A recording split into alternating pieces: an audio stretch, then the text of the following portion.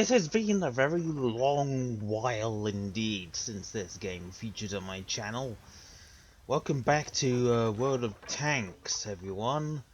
But don't expect it to be a regular feature.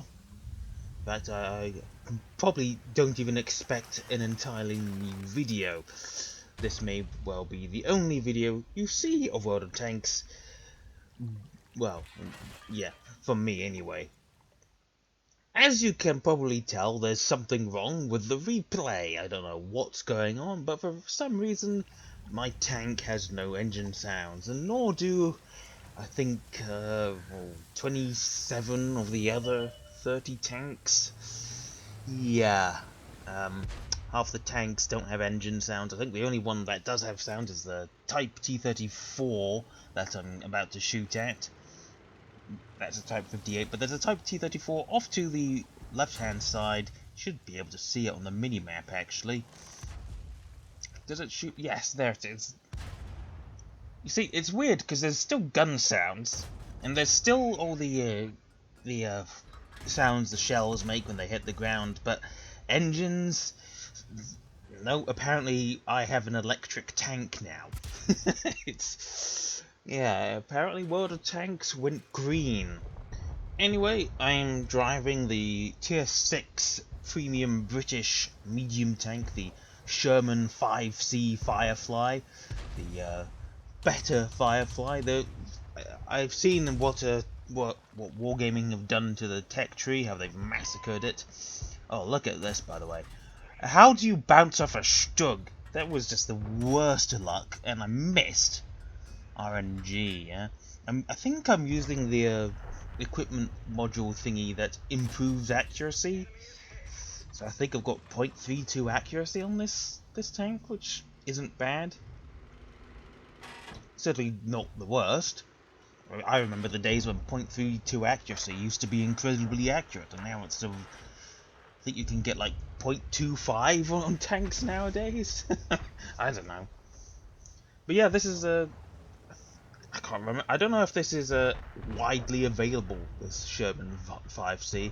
I know you can still get the original Firefly as a collectible tank. But yeah,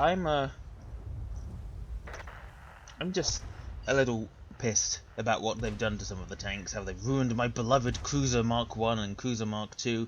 Now the Cruiser Mark 2 is just another tank, really. It used to have that amazing 3.7-inch howitzer, but never mind. Let's get back into this game. There's the Type T-34 that's harassing our Churchill. Oddly enough, there's still a Type T-34 up in this little courtyard bit. But I thought that maybe he'd run away. Nope, he's still up there. And what's that next to us? Oh yeah, the Churchill 7 came down.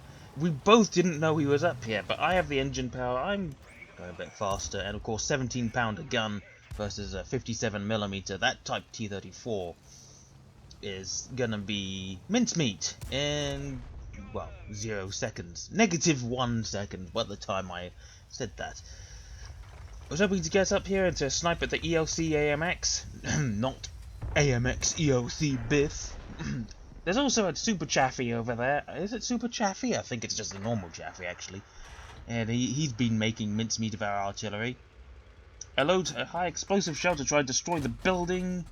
Thinking he might be taking cover behind that. I don't know if he was. Maybe he was, but I certainly didn't destroy the building fast enough. I've got to say this game is slightly uneventful, despite the amount of damage I did end up doing, which I think is fairly impressive for Tier 6. Could have been a lot worse. Yeah, there's not much happening going on in the middle of this game. We are down 5-7, so we've killed 5 enemy tanks, they've killed 7 of ours. And then an enemy Valiant appears. I think that's what it's called, the A38 Valiant. In real life, that thing was so bad that it was almost scrapped the instant it came off of trials. But it survives in the tank museum. I don't know how tough it is. I know it's fairly tough in real life, but I don't know how tough it is in the game. Notice on the minimap that the OI has appeared. The pesky OIs. Those things are quite dangerous. And I'm going to try and get a pot shot off at him. I'm hoping that I can still penetrate him with standard armor piercing. I can't remember though. It's been a while after all. There we go, and we do go straight through his turret front. I think it was a yellow indicator, so it was... who knows if it could go gone through, sort of thing. A 50-50. This is a risk, and I don't know what happened there. I took, I think, a high explosive round, and it just did nothing. It was like a bounce. 17. There's still some parts of this tank that you can't penetrate from the front, but the side, that should not have changed. Side and rear, still absolutely paper thin. Though side, mostly. And we've got some help from the Churchill. And this OI is probably still reloading and doesn't get the chance to finish. Well, to finish it. There's the enemy Stug 3G, I think it's called. I can't remember. I can't see with this preview window. I'm putting a jingles, but he gets killed by our. I'm not certain actually. Stug 4, I think. And there's that Chaffee. It's just a normal Chaffee. There we go. And this is where my involvement in this video comes to an end, because I do have some proper audio from the game. It's recorded in the wrong resolution, but at least there's some sound.